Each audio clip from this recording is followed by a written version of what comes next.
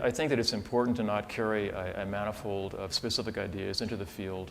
It's really best, I would tell you, to keep photography as an emotional experience.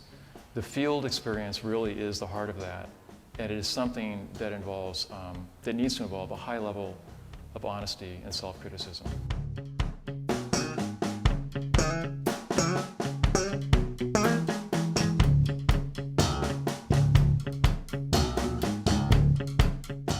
Characteristically, I would come from a fine arts approach. It has to do really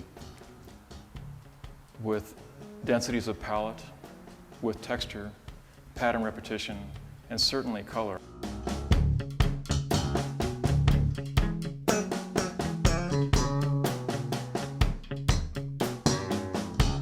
My work has mutated from a strict fine arts approach involving forms and geometries to one involving histories.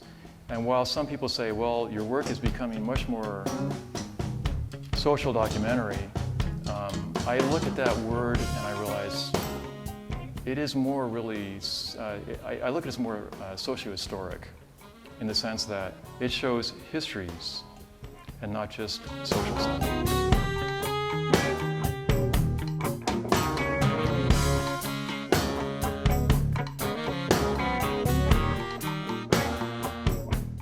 I feel that there are so many ways in which the city bears the stamp of the social order.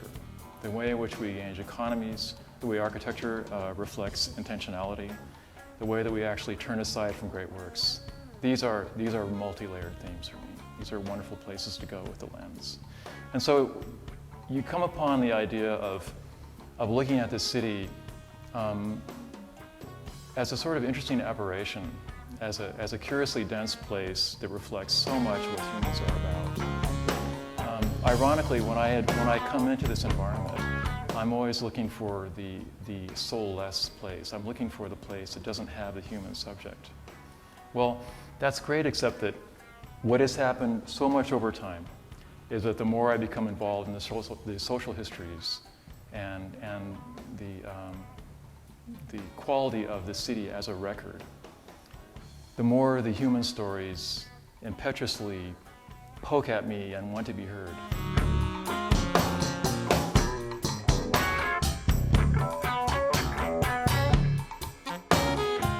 My projects really always have me going into abandoned industrial facilities whenever I can find them. These also are histories rich with color and a sense of purpose and design. The purpose of all this kind of thing really is that here it is, we build all this great stuff. You know, we are endlessly ingenious. We are the pernicious species. We can do a lot of things. We are really quite successful in that. And I'm struck by the quickness with which we abandon that we build, whatever we build. On the other hand, the appeal of Havana is that it really is, it's a community of cooperation in the context of extraordinary scarcity. When we go to Havana and we see the manner according to which the people have actually left so much history in the structure and the physical forms, it really is a matter of a living document of historical dimension.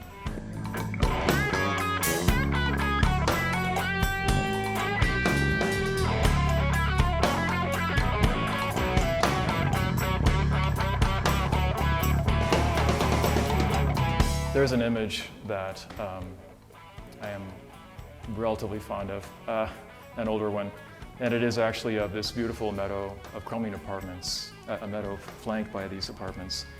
And there are long shadows and an immense sense of the stamp of time.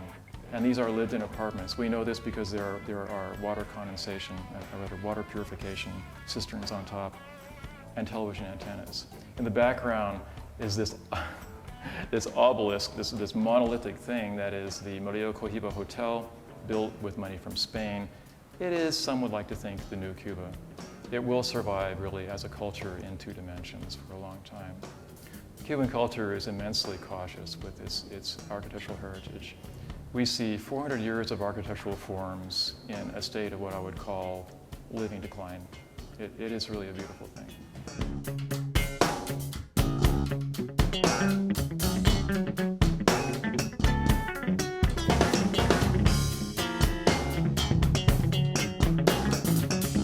late in the game, long after Katrina, I went to New Orleans and was really stunned with the potentiality of another huge project. It is a story really of not what has happened. It's a story of what has failed to happen.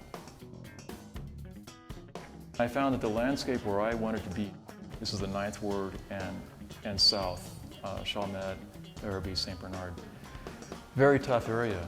And suddenly I realized, well, this is the point where one learns. And I went indoors.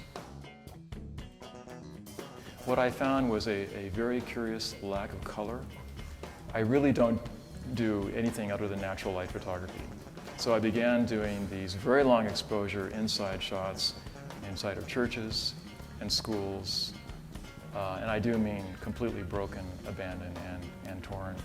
Well, this was the most extreme example of a site that was potentially rich for its urban reality.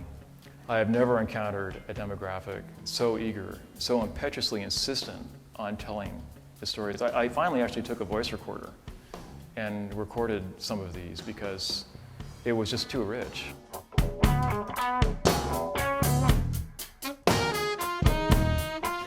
The essential disparity between social documentary work, or what we consider to be, in a more general sense, photojournalistic work, and the fine arts side, just to speak in basic parameters. I mean, that disparity, we are led to believe, is a considerable rift. I've spoken in the past in presentations, and I try to exemplify my work, this one simple idea, and that is that if you can meld the social documentary thesis within a fine arts approach, you may have something.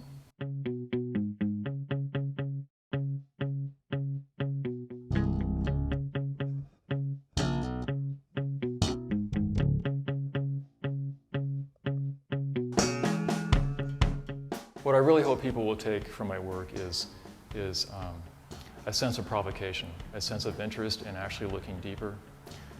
There is, I think, on the part of the, in particular, Californian sensibility, where we have smooth and glossy lives in large measure. We exist amongst a large transnational population as well. We think that life is, for the most part, pretty good. What I really want to do is poke that idea and suggest that there is an immense amount of trouble in the world. We have an obligation to get involved. It really is okay to at least be conversant with the issues that are on site in order not to be so very surprised when something terrible happens. Now, these are issues of a specific social nature. The other things having to do with industry or the bases or forgotten sites where there isn't such a huge human story of woe and loss, well, those are places where I kind of take a rest. I have to balance them out together. Maybe those are just political stories. Maybe that's just about industrial waste or military squandering. And I feel very drawn to that. The structures always tell the story. There always is something in there if you look. So I want people to get involved and to look deeper. And the one most rewarding thing about the Havana work is people are inevitably curious about how they can have some hands-on experience. It's the best thing. That is my success story. People really want to get involved in finding out, more.